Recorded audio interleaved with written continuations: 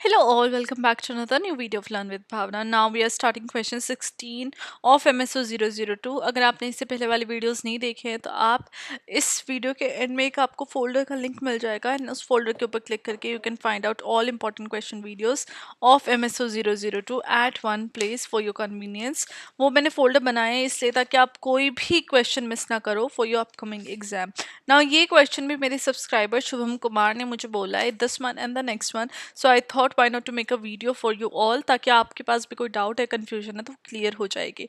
तो मैं बात करने की सोशल साइंस कैसे डिफरेंट है नेचुरल साइंस से. ओके, तो social science and natural science दो डिफरेंट फील्ड ऑफ स्टडी हैं. इनका अपना डिफरेंट फोकस है, मेथड्स है, अप्रोचेस है रिसर्च के अंदर. अब मैंने नीचे एक टेबल टाइप में बनाया, आप भी एग्जाम में ऐसे टेबल बना के डिफ्रेंशिएट कर सकते हो. तो यहाँ पे एस्पेक्ट है सोशल साइंस है, नेचुरल साइंस है. देन अगर हम सब्जेक्ट मैटर की बात करें तो सोशल साइंस स्टडी कर रहा है ह्यूमन बिहेवियर को, सोसाइटीज़ को, कल्चर्स को, सोशल स्ट्रक्चर्स को. Example sociology, economics, political science, psychology, ये सब सोशल साइंस के सब्जेक्ट्स हैं. वहीं पर अगर नेचुरल साइंस की बात करें तो फिजिकल और नेचुरल वर्ल्ड को स्टडी करता है, जहाँ पे biology, chemistry, physics and earth science जैसे सब्जेक्ट नेचुरल साइंसेस के अंदर आते हैं. वहीं पे अगर हम सेकंड डिफरेंस देखें तो जो सोशल साइंस है वो क्वालिटेटिव मेथड यूज़ करे, जैसे केस स्टडीज, एथनोग्राफी, इंटरव्यूज और हिस्टोरिकल एनालिसिस. क्वांटिटिव मेथड्स में सर्वे और स्टैटिस्टिकल एनालिसिस यूज़ करता है. वहीं पे अगर हम नेचुरल साइंस की बात करें तो वो साइंटिफिक मेथड के ऊपर ज़्यादा फोकस करता है, जहाँ पे controlled experiment, observation, empirical data collection और qualitative and quantitative both methods को ये यूज़ करता है. देन प्रेडिक्टेबिलिटी में अगर हम सोशल साइंस की बात करें तो जितने भी सोशल फिनोमिनाज है वो बहुत ज़्यादा कॉम्प्लेक्स है, राइट, और कॉन्टेक्स्ट डिपेंडेंट होते हैं, इसलिए ज़्यादा हम क्वांटिटेटिव की बजाय क्वालिटेटिव डेटा के ऊपर फोकस करते हैं, जहाँ पे ह्यूमन बिहेवियर को प्रेडिक्ट करना बहुत ज़्यादा डिफ़िकल्ट है, बिकॉज हर ह्यूमन सिमिलर नहीं होता, उसकी कल्चर, वैल्यू, इमोशंस से वो इन्फ्लुएंस होता है. वहीं पे अगर हम नेचुरल साइंस की बात करें तो वो यूनिवर्सल लॉज के ऊपर बेस्ड होता है, जो कि consistently across time and space apply किए जाते हैं, जैसे न्यूटन लॉ ऑफ मोशन या फिर लॉ ऑफ ग्रेविटी हो गया.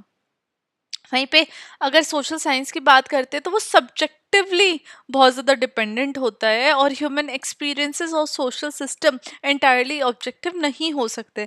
इंटरप्रिटेशन भी कई बारी पर्सपेक्टिव बेस्ड होती है. वहीं पे अगर हम नेचुरल साइंस की बात करें तो वो ऑब्जेक्टिविटी ढूंढते हैं, जहाँ पे उसका फोकस होता है ऑब्जर्वेबल एंड मेजरेबल डेटा के ऊपर, और जो रिजल्ट्स हैं वो एक्सपेरिमेंट होते हैं और डिपेंडेंट होते हैं रिसर्च की पर्सनल बायस पे, राइट.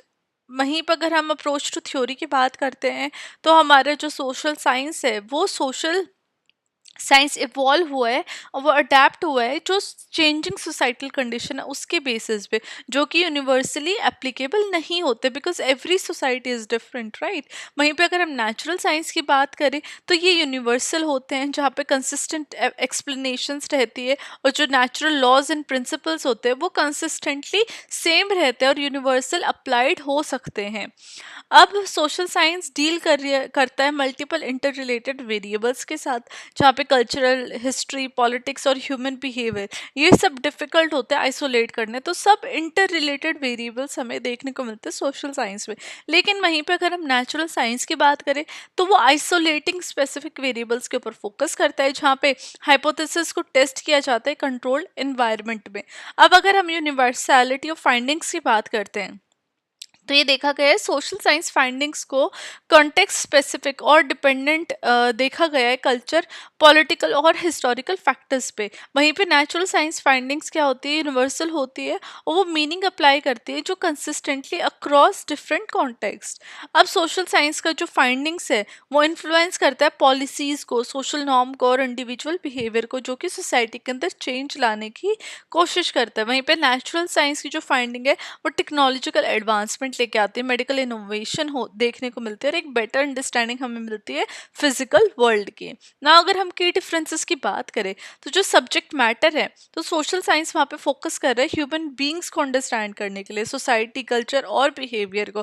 फॉर एग्जाम्पल जब हम सोशियोलॉजी की बात करते हैं तो सोशियोलॉजी के अंदर सोशल स्ट्रक्चर्स को स्टडी करें, जैसे कास्ट और क्लास हो गया, वहीं पे पॉलिटिकल साइंस में हम पॉलिटिकल सिस्टम और गवर्नेंस को स्टडी कर रहे हैं। लेकिन वहीं पे अगर हम नेचुरल साइंस की बात करते हैं तो बायोलॉजी और केमिस्ट्री जैसे हमें सब्जेक्ट देखने को मिलते हैं जो नॉन लिविंग और लिविंग सिस्टम को स्टडी कर रहे हैं नेचर के अंदर, ताकि वो जो लॉज हैं सोसाइटी के अंदर, जो साइंस के अंदर, उनको अनकवर कर सके और फिजिकल रियलिटी को अंडरस्टैंड कर सके। अब मेथड्स के अंदर social sciences qualitative method use कर रहा है, in depth interviews, ethnographic studies, ताकि वो ह्यूमन के पर्सपेक्टिव को अंडरस्टैंड कर सके। फॉर एग्जांपल एक सोशोलॉजिस्ट इंटरव्यू कंडक्ट कर सकता है ताकि वो ये समझे कि इंडिविजुअल्स कैसे डिफरेंट है सोशो इकोनॉमिक बैकग्राउंड के, और वो वेल्थ को कैसे देखते हैं। वहीं पर अगर हम नेचुरल साइंसेज में देखते हैं तो साइंटिफिक मेथड के ऊपर ज़्यादा रिलाई होते हुए देखते हैं, जहाँ पे हाइपोथेसिस टेस्टिंग होती है, कंट्रोल एक्सपेरिमेंट देखने को मिलते हैं, और रिप्रोडक्टिबिलिटी होती है रिजल्ट्स की।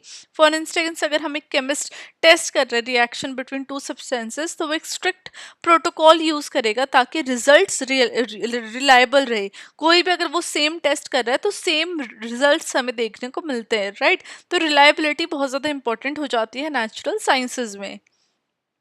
देन सोशल साइंस में ह्यूमन बिहेवियर इन्फ्लुएंस्ड होता है डिफरेंट फैक्टर्स की वजह से, जहाँ पे इमोशन, कल्चर, वैल्यू, ये सब ह्यूमन के बिहेवियर को इन्फ्लुएंस करते हैं। इसलिए डिफिकल्ट हो जाता है किसी भी रिसर्च का आउटकम को प्रेडिक्ट करना। फॉर एग्जाम्पल अगर हम इलेक्टोरल आउटकम की बात करते हैं डेमोक्रेसी में, तो काफ़ी ज़्यादा वेरिएबल से वो इन्फ्लुएंस रहता है कि कैसे वोटर किसको प्रेफर करता है, क्या रीजनल पॉलिटिक्स है और क्या सोशल मीडिया इन्फ्लुएंस। लेकिन इन कॉन्ट्रास्ट अगर हम नेचुरल साइंस की बात करते हैं तो प्रेडिक्टेबल फिनोमेना के साथ डील कर रहे हैं, जहाँ पे वो नेचुरल लॉज से गवर्न हो रहा है। फॉर एग्जांपल जो बॉइलिंग पॉइंट है वाटर का, वो प्रेडिक्टेबल है और वो कंसिस्टेंट है under standard atmospheric pressures, right.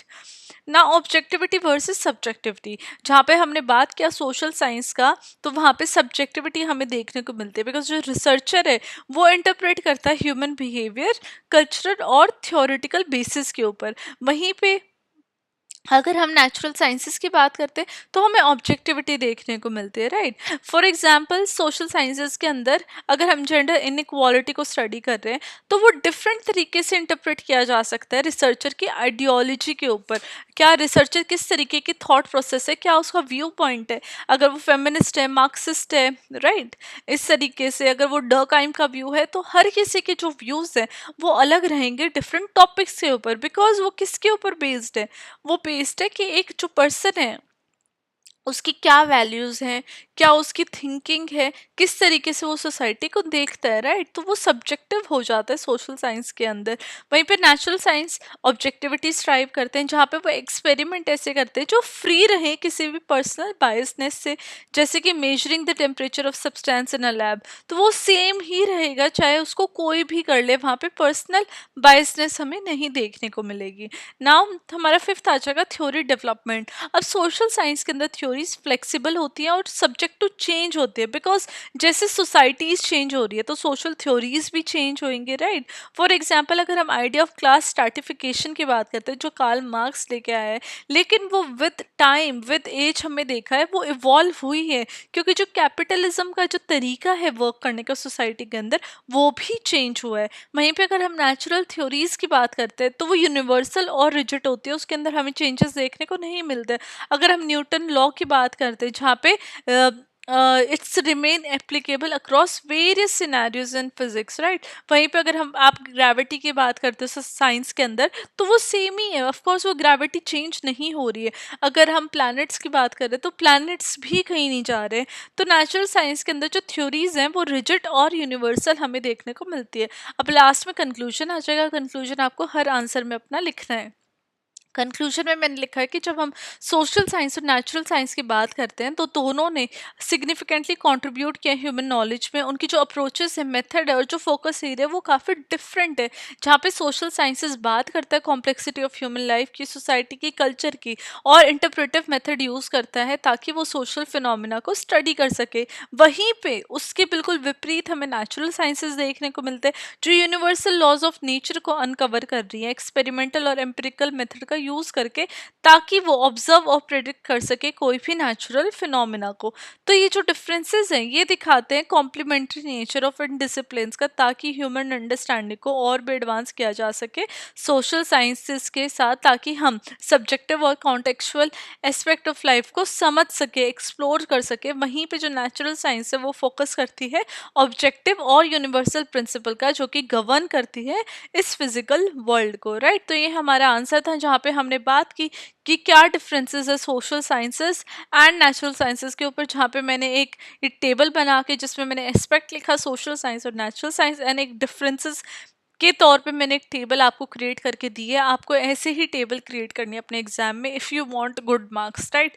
तो इस तरीके से आप टेबल क्रिएट करके अपना आंसर लिख सकते हैं। एंड आई होप शुभम कि आपको आपके क्वेश्चन का डाउट का आंसर मिल गया, आपका डाउट क्लियर हुआ। आपको मेरी एक्सप्लेनेशन कैसी लगी, ये आंसर कैसा लगा, आप मुझे कॉमेंट करके बता सकते हैं। और अगर आप ऐसे ही अच्छा अच्छा कंटेंट चाहते हैं कि मैं आपके डाउट्स क्लियर करूँ, आपको और बेटर कंटेंट प्रोवाइड करूँ, तो आप चैनल को सब्सक्राइब भी कर सकते हैं। Now I will see you with question 17. Till then, study well, study hard, and all the very best for your exam.